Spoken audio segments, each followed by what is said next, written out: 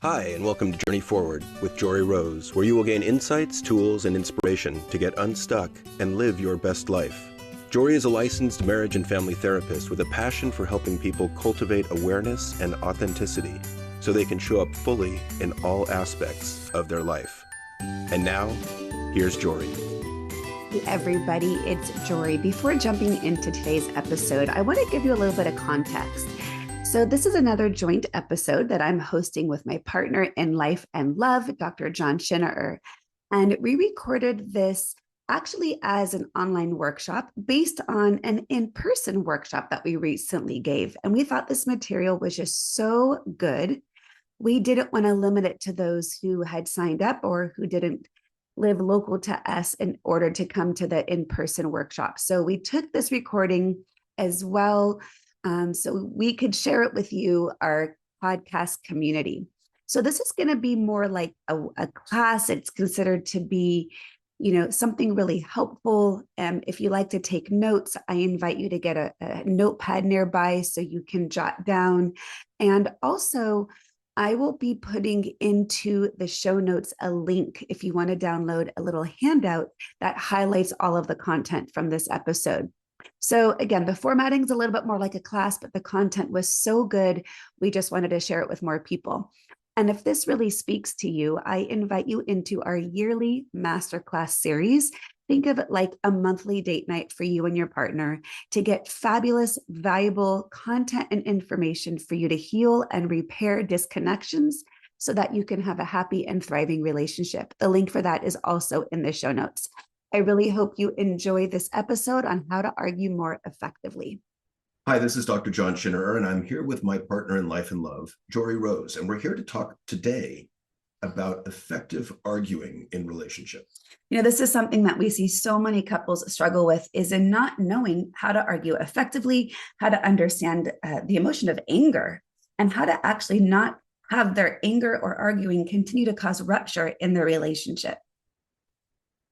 So should I get started with the slides? Please. So we've got a lot of slides to share with you. And in this next hour, we really hope that you be open-minded to understanding arguing in and of itself isn't a bad thing. And that's really what I want to hope you take away from this, because if you can learn to do it in a way that expresses your authenticity, doing your own self-work, taking radical accountability of your emotions, what your needs are, there is a way this can actually strengthen your relationship, which sounds really counterintuitive. And that's really a key point, I think, is to take radical accountability for your own anger, for your own emotions, for your own part in this drama, in this play, in this dynamic.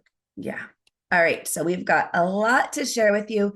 If you are someone who likes to take notes, I highly recommend you begin to get a piece of paper, maybe hit pause, because there's going to be a lot of really great content that we know is going to be valuable to you in your relationship.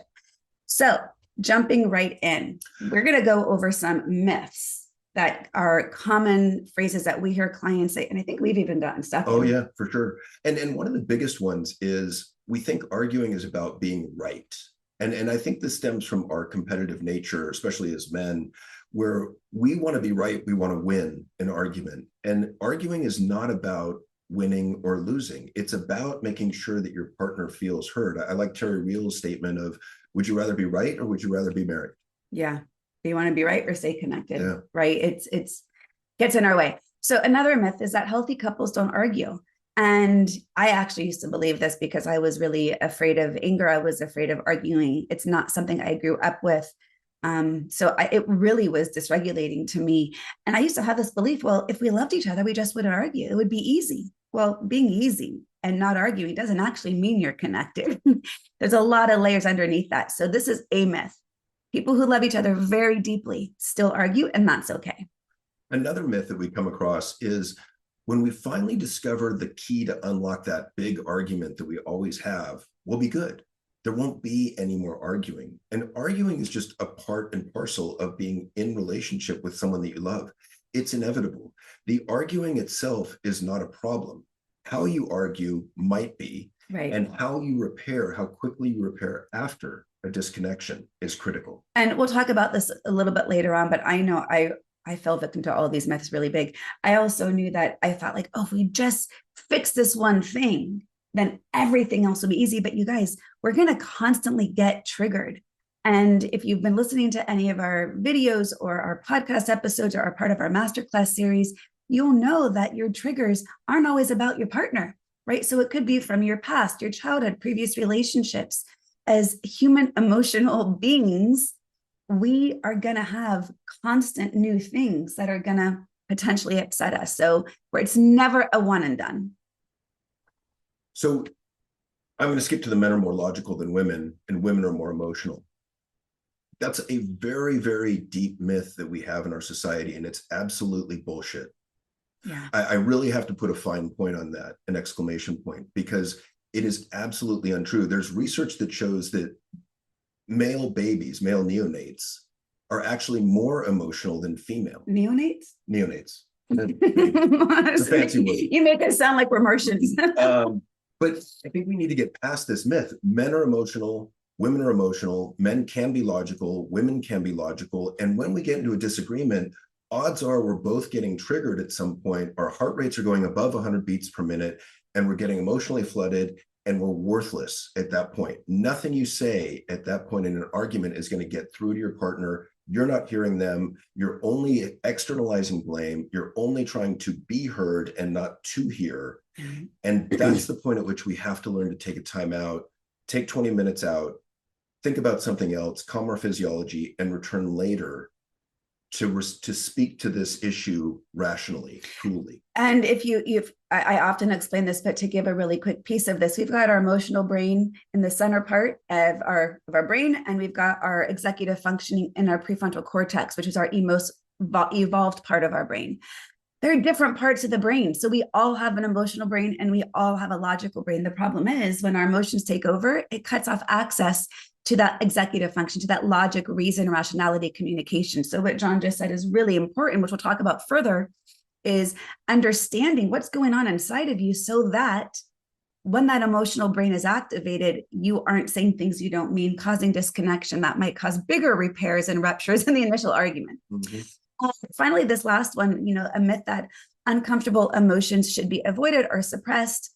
Not true. All emotions are normal. I don't even call them negative emotion. I call them all natural emotions. So this part might be a really interesting opportunity for you to pause for a moment and think about, in your family of origin growing up, what was the culture of emotional expression in your family? Did you only be told you could be around, or your parents liked you more when you were happy or in a good mood, and therefore you really felt that any negative emotion might be cause for rejection or dismissal of opportunity to be part of the family unit if they didn't want you around if you were in a bad mood? So understanding your initial experience and culture around emotions, I think, is an important thing to take note of. And there's another point here that this begins to speak to meta emotion, or the feelings that we have about feelings, or the belief that we have about feelings or emotions. And this is coming out more and more in recent research as critical in this area of arguing effectively. Because think about, what are some of the beliefs that you have about emotion, typically from your family of origin? In other words, things like anger is destructive. Or if this person loves me, they should respond to my passion in an argument with equal passion. Or I've even heard some clients tell me that love is anger. So that if you're not getting angry in response to my anger, you don't love me. Which seems like the complete opposite of that first one, of anger is not allowed. So everyone's really going to have a different experience and worldview. Yeah. All right. So one of the things we mentioned at the very beginning is one of the ways to begin to argue more effectively is take radical accountability for yourself and your emotions. So for someone who doesn't know what that means, it's really easy. If I'm feeling triggered, that I'm going to blame him. It's all his fault that I'm angry. Now, maybe something he did made me angry, but my emotions are my responsibility. So you want to maybe talk more about some of these? Yeah, I mean, I talk a lot about anger, and one of the fundamental dynamics of anger is when I'm really angry with her, everything is her fault. And the extension of that is it completely cuts me off from introspection and taking responsibility for my part, which means that I'm never going to grow I'm never going to change my behaviors or patterns if I'm constantly blaming her for everything that's going wrong. And yet that's a fundamental underlying dynamic of anger. So we got to look at this and say, we're having this argument over and over again. What am I doing that's not making this better? What do I need to change? How can I look at things differently? How can I work on keeping myself calm, self-soothing? There's a number of things we can do, but one of the key factors that we see in couples that are arguing incessantly is they're terrible at externalizing blame, and it just sticks us in the mud. It's like if only you didn't do that, I'd be fine. And I always like to say all relationships is a co-creation. Even if your partner is tactfully like doing a lot of quote negative things, how you're responding, how you're engaging, and how you're communicating about it is adding fuel to the fire. So there's always a co-creation occurring. And if we are not looking inward, then we're actually not making any change. Right. And one of the other big no-nos is no name calling, no criticism when you're getting hot, or actually at any time. But, just to give you a quick example, we love the dishwasher example. But what we would like to see is if your loved one hasn't emptied the dishwasher when they said they would, you can speak to that behavior. Hey, honey, you said you were going to empty the dishwasher today. It's now 9 p.m. When are you going to get to that? Versus that would be effective. Right. Versus criticism, which is, man, you said you're going to empty the dishwasher. You're so lazy. You never empty the dishwasher when you said you're going to.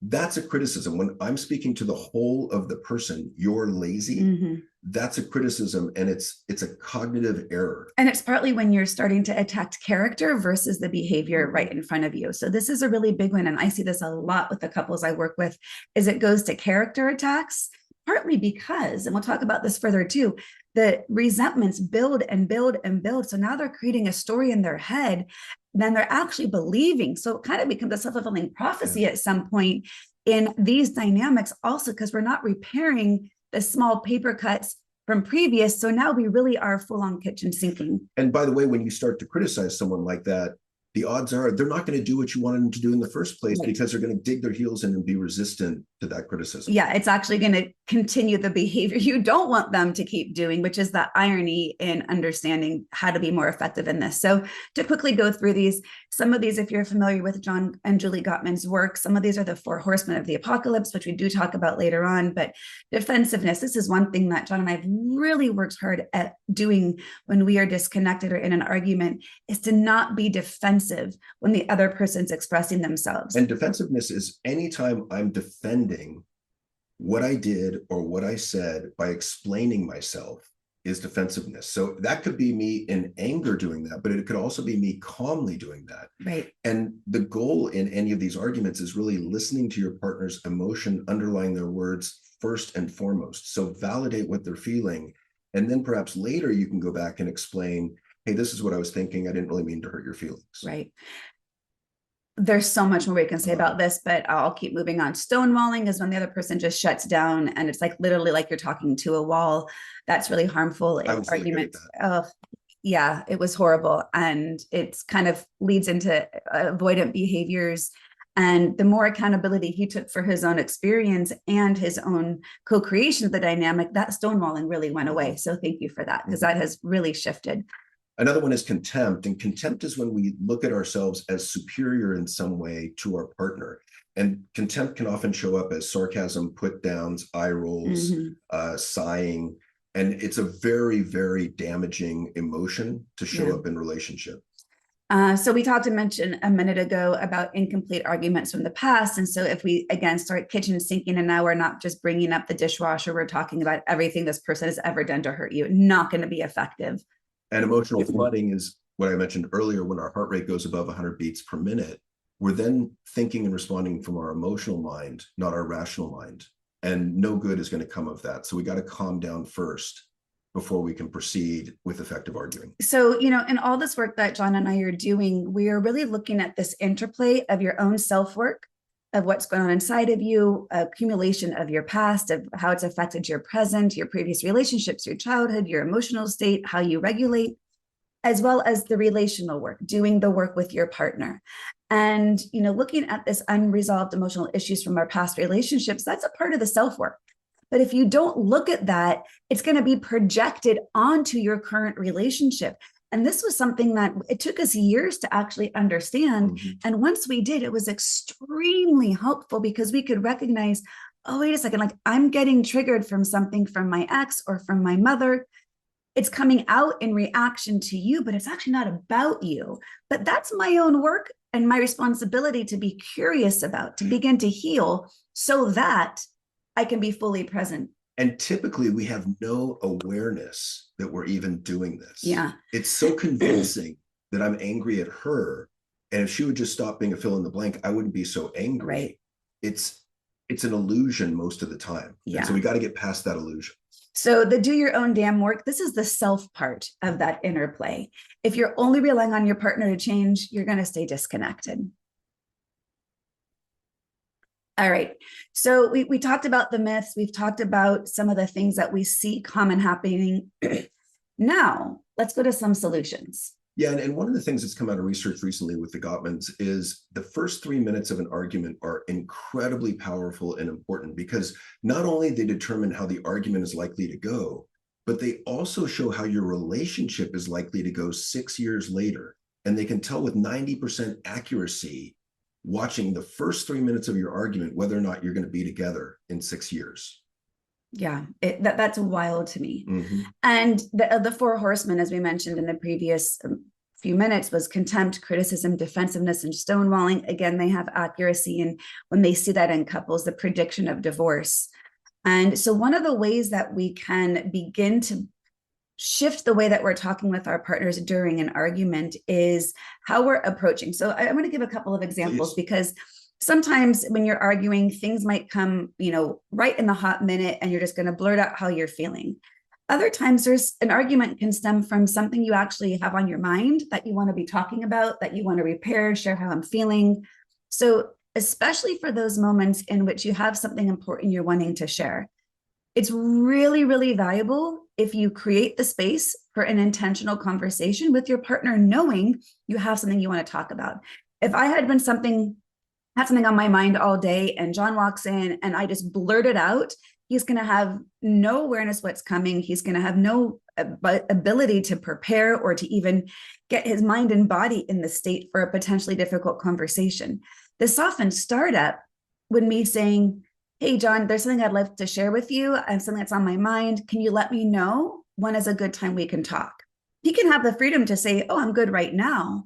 But if he senses this might be a difficult conversation, he can come back and say, hey, Lev, give me a few minutes. So that way he can mentally, emotionally prepare to be present, to practice non-defensiveness right off the bat, to regulate breathing. And think about how often we do this. We'll catch our partner unawares without any awareness on our own part. Where is our partner during the day? Like, did they just have a fight with their mom or dad? Did they have a really lousy day at work? Are they stressed about other things? Did they just get stuck in traffic? Yeah, I mean, there's so many things that can go into taking an argument off rail or any conversation off rail. So you want to make sure that your partner's in a really good place emotionally to hear you. You want to give yourself the best chance of success. I kind of call this the reciprocity of needs. If I can communicate to John in a way he can hear me, then I will have a much better chance of getting my needs met back in return. If it's all about me all the time, I likely won't get my need met back in return regarding being heard, being validated, looking for resolution, solution, compassion, whatever it might be. That's a great segue also into this idea of needs. And this one, it's kind of like rewarding your kids for good behavior, catching them being good. You want to catch your partner being good. But in this case, it's bring up what you do need rather than what you don't need. And so often we're trained to focus on the negative. I need you to stop doing this. I need you to keep, don't do that. But what is it you need? So, hey, honey, give an example. I'm feeling jealous or insecure in our relationship right now. I need some reassurance. Mm-hmm. Now you do it. I think it would be, one of the ones that I've seen, hey, Lev, I'm really feeling disconnected. We haven't had much time together. What I'm really needing right now is some more time with you, versus this isn't our experience, but, I hear a lot of couples saying you're never home. You're too busy at work. You're out with your buddies. You're at golf all day. That's just more complaints, which guess what? If you're getting mad at your partner, the last thing they want to do is stay home. So we have to push them away. So we have to have the awareness to be aware, that's redundant, of our own needs, and then have the courage to speak up for them, to be assertive about them. And we've learned over time, if we can state, hey, I'm feeling really vulnerable sharing this, even that is a form of a softened startup because I'm owning my experience. It's a way of letting him know where I'm at. It's also helpful if, in a kind of a reverse way, but I think this is effective too, to prevent arguments. John's gotten really good at being able to say to me, early, at some point in the day, if he's feeling off or in a down mood or overtired, he'll let me know where he's at emotionally, mentally, physically. And that's really good information for me to have, because if there was something on my mind that I wanted to bring up, I would wait until he was in a better emotional state or have been more rested. Again, support the behaviors you wish to continue to see, which is you want your partner to be able to receive you when you have something to say. Yeah, we got to move on. We got so much more. We have so much to share. Oh my gosh. Okay. So I love this idea from Terry Real, the paper cuts of doom, or that most relationships don't end via a huge transgression like an affair. Most relationships end via death by 1,000 paper cuts, where those paper cuts are tiny little hurts and annoyances and being ignored. It's the small little dismissals. And I've had so much experience this where the smallest little slight feels so painful. It could be a dismissal of my emotion, a dismissal of what I'm interested in. This is not really from John. He's actually really good at these things, but I've had the experience in understanding these little paper cuts, the small little things that in the moment you're like, why should that bother me? That wasn't really a big deal. But when they accumulate, it becomes a really big deal, because now you don't feel seen, you don't feel heard, you don't feel validated, you don't feel safe to express yourself, which creates a problem. And just quickly to the brain science of this, they've done brain scan studies at UCLA where they've looked at how does being excluded in a relationship make us feel. And what they found is it activates an area in the brain that is exactly the same area where physical pain registers. It's the insula. And so what they've concluded from that is being excluded actually hits the same area in the brain and delivers the same kind of pain as physical pain, which makes sense from an evolutionary perspective, because when we're living in tribes, if we were excluded from the tribe, it literally could mean life or death. Yeah. So our emotional mind is still responding in the same way. So all this is to understand, if it's small, pay attention to it. You don't have to wait for big things to bring it up. But again, if you have a fear of emotion, of difficult emotion, hard conversations, not knowing how to communicate about it, I understand it's going to make it hard. And let's share with you kind of how small these paper cuts are, because I think this is a really illuminating example.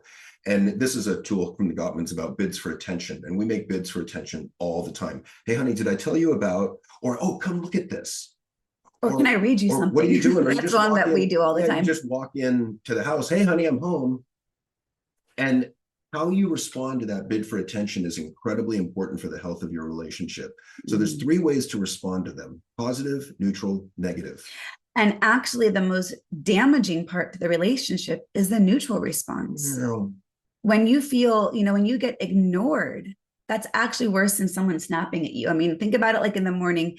So John likes to read the news in the morning on his phone. And if I'm making breakfast or we're drinking coffee, and if I were to say something to him and he didn't even look up from his phone, that would feel so dismissing.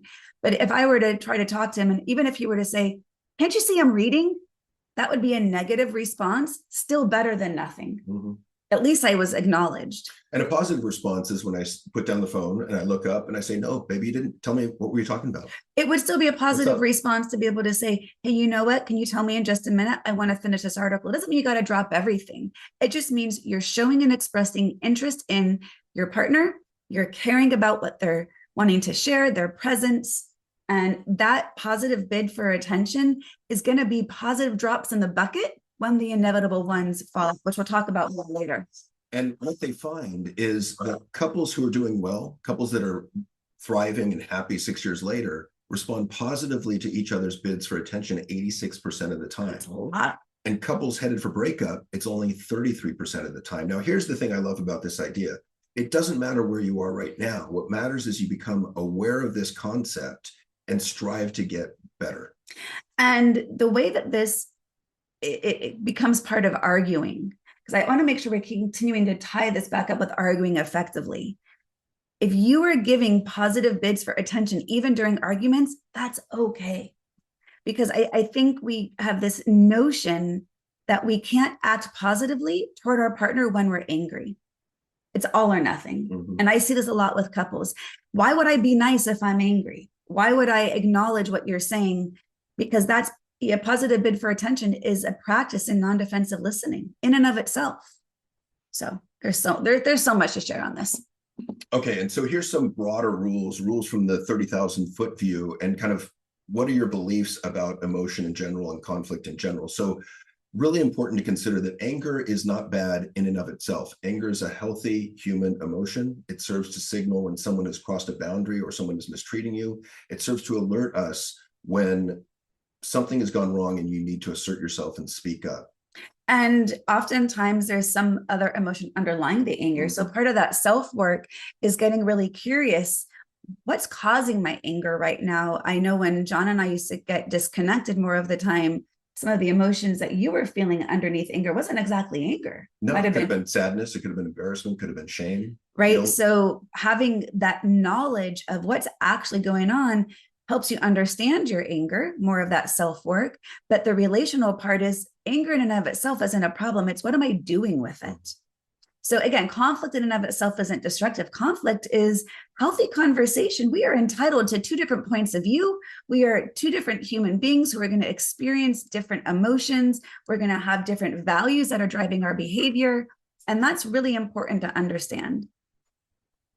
So moving on, 68% of the conflicts that we have in relationship are perpetual, ongoing, or unresolvable. So think about that for a second. 2/3 of what we argue about cannot be solved.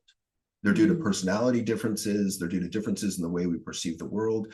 But if that's true, then we really have to work on radically accepting the differences between us and our partner.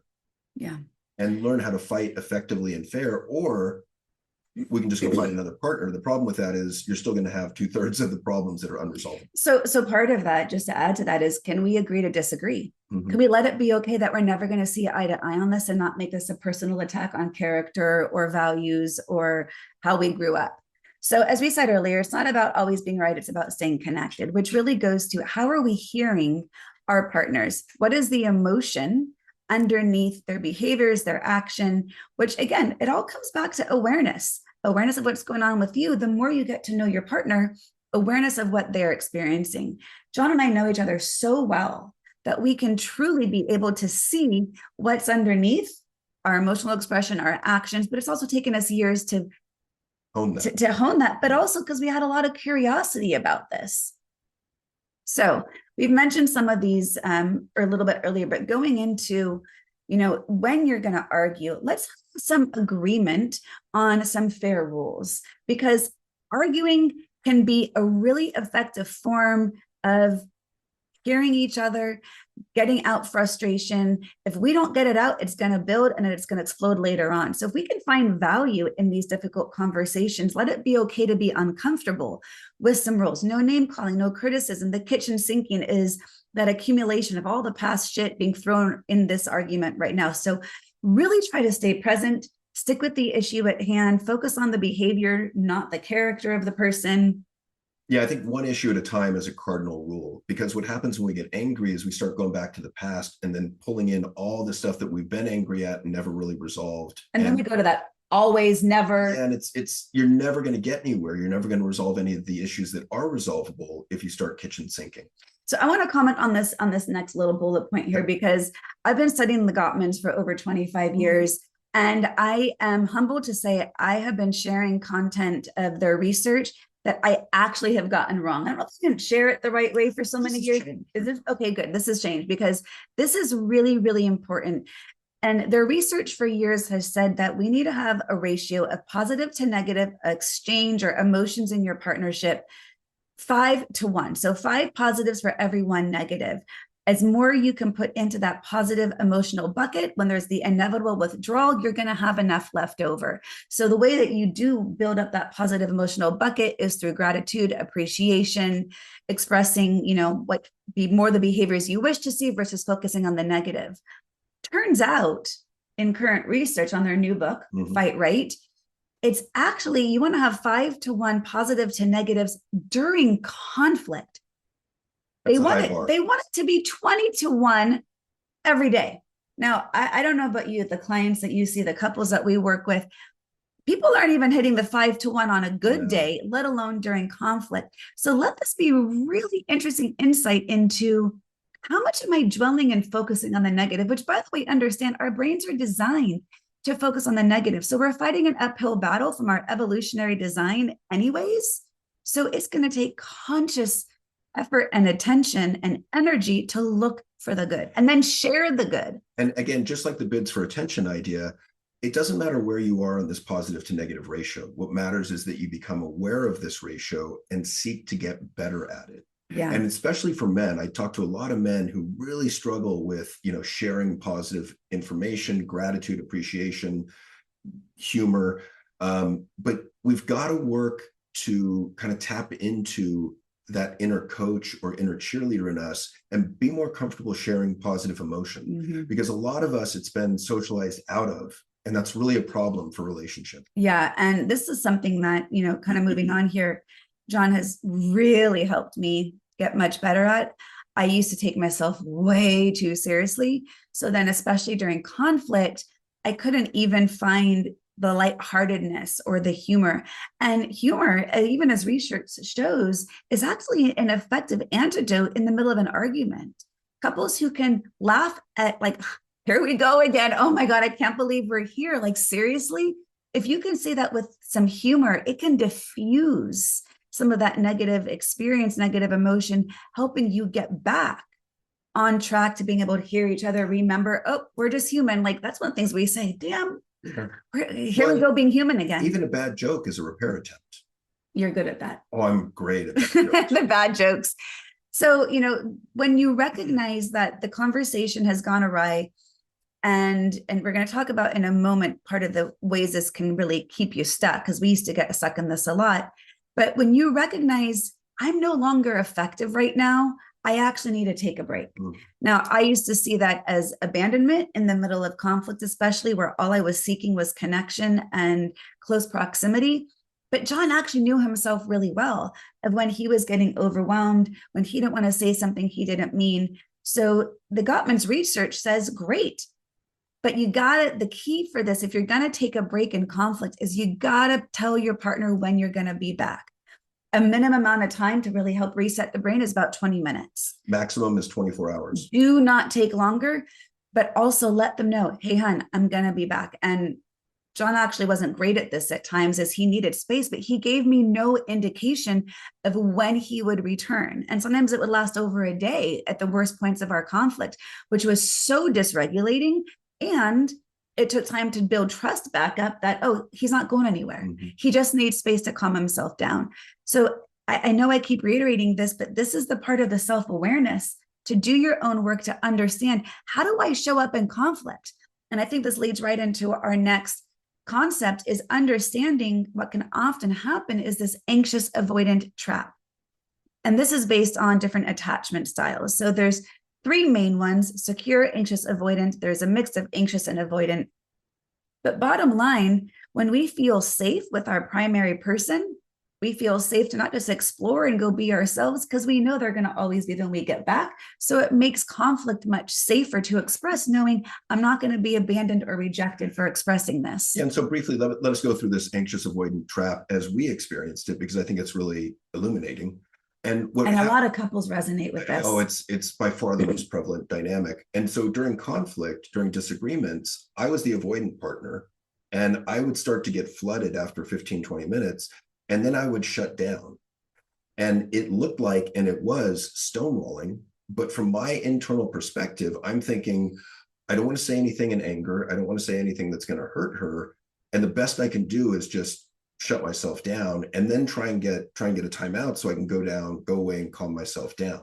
But to her, it was pure abandonment. And the further he kind of took space, the more I would chase him, because what we were really both trying to do was seek regulation, right? Be able to feel calm and clear and safe in our own bodies. Well, can I jump in there? Because I think it's an important point. I was trying to seek regulation alone as an individual. She was trying to seek regulation together as a couple. Through connection. And I didn't know how to self-regulate in those moments, because what felt safe to me was to be with him. Even if we were disconnected, that felt better. And the more I tried for that, ironically, the more it pushed him away. So this is why it's a trap, because the anxious partner is seeking regulation through connection, and the avoidant partner is seeking regulation through isolation or being solitary. And so what was my work in that dynamic? My work was communicating that I'm getting flooded, ask for a timeout, saying to her, hey, I'm not going anywhere. I'll be back in 20 minutes. And then I also had to do some interesting work on my own regarding shame that I would feel, because I really didn't want to disappoint or hurt her. And when I did, it would bring me to this point where just for a few seconds, I would hear thoughts in my head like, oh, I'm no good in this relationship. I guess she'd be better off by herself. And it took me a while to go back and think, oh my God, that's shame. Mm-hmm. Shame being the belief that we're unworthy of love, connection, or belonging. Mm-hmm. And my work in my anxious attachment style in those moments was to recognize I need to learn how to self-regulate. I can't rely on someone else to make me feel safe and secure. I needed to understand where my insecurity was coming from. The story I was telling myself was he was leaving and not coming back, which wasn't true, but I couldn't see that based on my own stuff. So it was a deep practice for me to say, okay, he's not available to help regulate me right now, which is another way of saying calming me down. This is my work. And I didn't like it. It was hard. It sucked. It felt lonely. It was scary. And that was more indication I had more work to do around that. So I've gotten much better at feeling safe and secure, partly because of the work that we have done during conflict, to understand what's going on so that he doesn't, quote, abandon me and I'm not chasing him, both as violating our needs. But when we can be curious and compassionate to what's the need underneath this behavior, then we have the freedom to feel safe in conflict, because we're practicing that non-defensive listening, all of those skills to allow ourselves to express each other, which is so much easier said than done. I mean, this is hard work, you guys. And we struggled in this for quite some time. Well, and it's incredibly rewarding. And that's what I was going to say is now I feel really safe saying something, because I know we've got the baseline of the tools and the safety to know how to get through it. All right. So more effective communication skills. One of the great tools with communication is nonviolent communication, in addition to curiosity and compassion. And I think one of the things we're always trying to do in relationship, or many of the couples that we see, we're trying to be heard. And we're so worried about, I'm so worried about me getting my message out, how I feel out, and you hearing me. Far better to come at it with curiosity with regards to, I wonder what Jory's feeling right now. What's she trying to tell me? What's coming up underneath this action too? Right. What's the emotions underneath her words? And how can I phrase what I'm thinking and feeling as gently as possible so that she has the best chance of hearing me? So using a lot of I statements, I feel, not using criticism, not using put downs, trying to monitor and regulate my own anger and tone of voice and body language. Yeah. And nonviolent communication is a 4-step process of observing the behaviors that are happening with an I statement. I love starting off by I'm noticing. The second step is to name how whatever it is you're noticing, how it makes you feel. So you're owning your experience. Then you're able to say, if I'm feeling angry, what do I need to alleviate that emotion? I need to have a healthy conversation. I need to be heard. And the last one is a request. So right now, can you please fill in the blank? People misunderstand that nonviolent communication isn't saying, I'm noticing you're being an asshole. I'm noticing you're doing this. I'm noticing. So if you're putting a you statement with an I statement in front of it, that's still not an I statement. It's still externalizing blame under the guise of an I statement, and it's actually not going to be effective. One of our favorite scripts to be able to look at ways to communicate is through the account on Instagram, The Secure Attachment. There's so much valuable information, and she'll give a little script of when blank happens, I'm feeling this, what I need is this. Can you please do this? And there's it's like Mad Libs for arguments. And if you can shift the way you communicate, it's an absolute game changer. And it takes practice, but it's like learning a new language. And it's worthwhile to learn. And the extension of that is you want to validate the behaviors you want to see more of. So we're quite good at expressing appreciation for how we communicate about something like, hey, honey, I really appreciate how you brought up the fact that you were annoyed when I came home late the other day. Right. I mean, those kind of things, because you want to reward the behaviors you want to see. And we're not very good at doing this. So it takes practice and awareness. The non-defensive listening piece, I don't think we've named this exact part just yet. We think when someone expresses themselves that the other person has to do something about it. I want to invite you to consider, what would it look like if you actually just gave your partner I can't even talk. What would happen if you just gave your partner an ability to express themselves without needing any next piece? So what this looks like in practice, John's gotten quite good at this, which is a huge departure from that stonewalling and avoidant behaviors. If I express something that I'm angry about, he will simply say, "Thank you for sharing your anger with me. I can see that this really makes you mad." Now, that's not the end of the story, but in the moment, that point of connection of feeling seen, heard, and validated, not getting any defensive response, not getting reactions, gives us the ability to then talk about it. Yeah, it kind of feels like coming up for air after you've been held underwater for several minutes. And it makes me feel like, oh, I can express myself and I'm not going to get punished for it, quote unquote, punished. You have an exhalation in your body. It's like, wow, that feels good. And now we can give each other space to feel what they're feeling versus denying someone the reality of what they're feeling or telling them that what they're feeling is wrong. Mm-hmm. So the last piece of not the last, because it's so much, but this is the last we want to share on this part of it, is when you have a disagreement, you might need to revisit it a handful of times. And John actually used to get pretty frustrated with me because I like to visit things with somewhat regularity. With some frequency. And what I like to say is, if I'm still not feeling resolved or complete in this, then we are not. But if I were to bring something up again after we talked about it, or maybe a day or a week later and said, hey, Lev, I'm really wanting to talk about this again, at first his reaction would be like, seriously? Like, I thought we were done. Yeah. And so I've had to learn from Jory about this, the importance of doing this. And now I'm a strong believer that the more we can go back and revisit some of these disagreements or ruptures or disconnections, the greater objectivity we get, the more curiosity we have, the more distance we have from it. So we can actually look at it with clearer eyes and determine, what's this really about? Why did I get triggered right here? Was that really about you? Was it really about how you communicated? Was it really about my stuff? Was it about past relationship? Was it about something that happened in my childhood?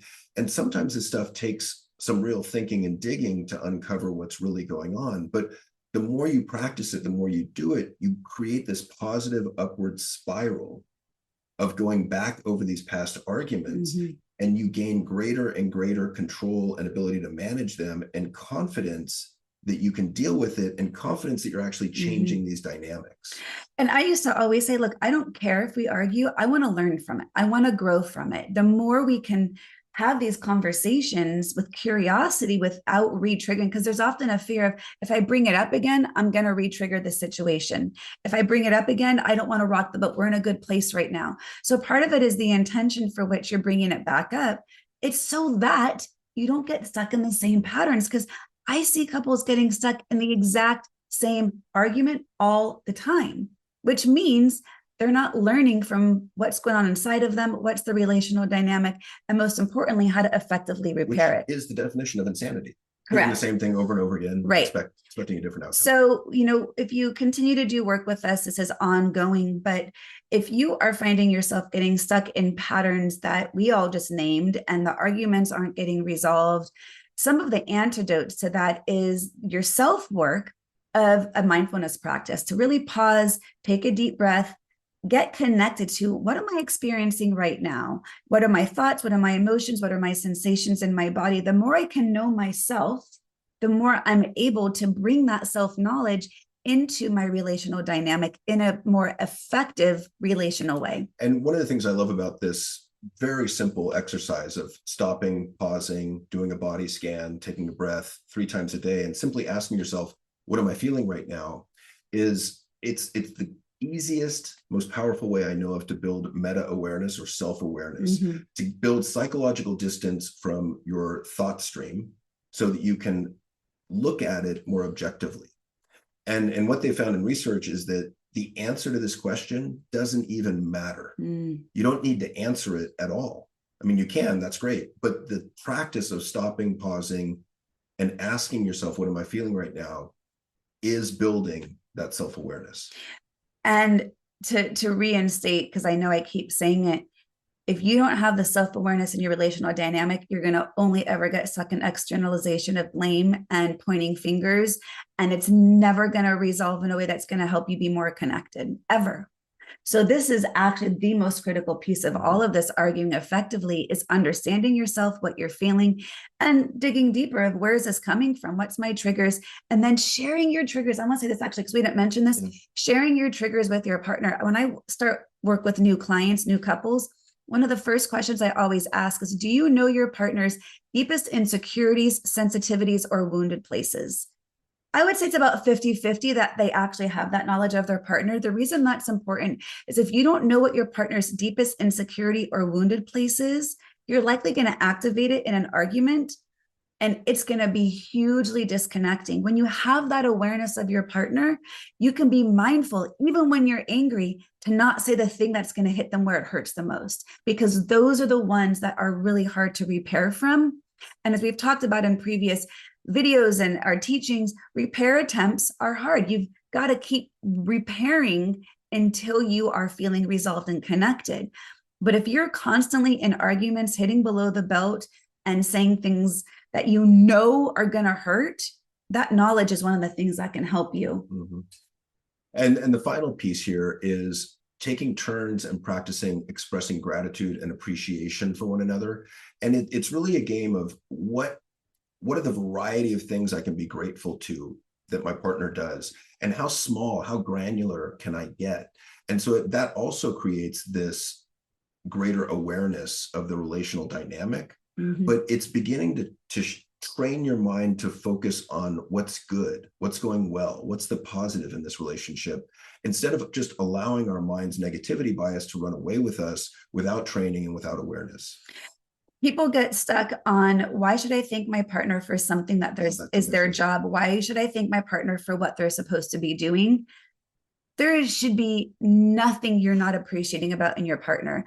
Like, I know someone who once their husband had taken their kid to the dentist, and because of that, she was able to go to the gym in the morning. And I said, well, did you thank him for doing that? She was like, well, why? It was his job.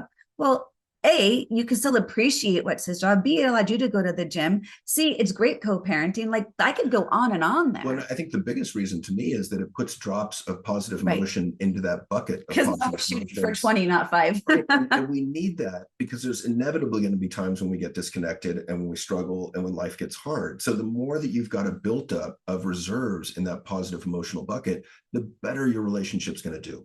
And it could be about their behaviors, their character, their values. I mean, we just finished watching a movie, and I just appreciated John for the kind of movies we get to watch together. That means a lot to me, right? Even his energy during the movie, or the comments, like, I can get really granular with my appreciation with you, because it actually means that much to me. So if you think it, share it. If you feel it, let the other one know. No one's ever going to tire of hearing that they're appreciated, ever. So I hope that you saw there was so much in this, and this is all foundational in the work that we do in our relationship coaching, because bottom line, love isn't enough. And you can love someone and still argue and not have it cause really deep paper cuts in your relationship. You can learn from them. You can heal from them. It can make you stronger. You can have that greater self-awareness, which is actually going to benefit everyone in your life, not just your primary partner. Sure. And these are skills that are learnable. As John likes to always point out the research, he's so good at remembering that. See, look at that little compliment. I just appreciated him in the middle of that there. This matters. This is really important stuff. Love isn't enough. You can still argue. You can fight. The key is in how we're doing it, how we're repairing, and what we're learning in the process. Well, and our firm belief is that everyone deserves and is entitled to happiness, but we have such a long way to go in getting there. And one of the foundational issues in creating a happy, thriving life is having a happy, thriving relationship with your partner. And we have not been taught how to do that. We've got to be curious. We've got to learn the tools to get better at it. And it's possible. It's 100% possible. If you want it, it can happen. It's not what you wish for, it's what you work for. And one of the things we hear a lot of, well, I wasn't role modeled this. Okay, none of us were. Great. So whatever you didn't see, you can still have it. If you didn't like it, what you did see, let that be information of what you actually want to create. So if this is inspiring to you, there's a lot of ways to get more of this work with John and I. We've got our year-long masterclass series. We do couples coaching. We do relationship retreats. So the link, you can be able to find all of our information of how to actually not know this stuff cognitively, but be guided and coached into putting it into practice. Yeah, and that link is theultimaterelationship.com. You can also look at joryrose.com or theevolvedcaveman.com. I think we actually just changed our ultimate relationship. Oh, do we? Loveisn'tenough.com? Yeah, so we're in the midst of changing that over. So depending on when you hear it, it's going to be loveisn'tenough.net. Oh, thank you. Loveisn'tenough.net. I'm just getting that down. We're just changing our language over.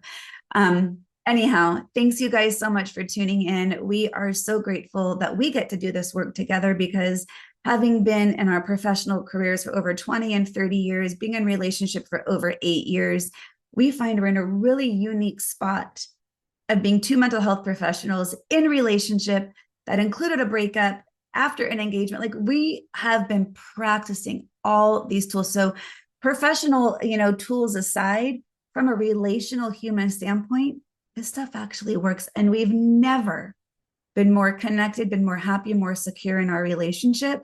And if we can do that, anyone can. Absolutely. So thank you so much for your time, attention, and curiosity. Be well. To continue your journey forward, find Jory Rose on Facebook and Instagram to become part of her growing community. You can also gain access to her meditations, books, online classes, or to sign up for an upcoming retreat. Visit her at joryrose.com. That's JOREEROSE.com.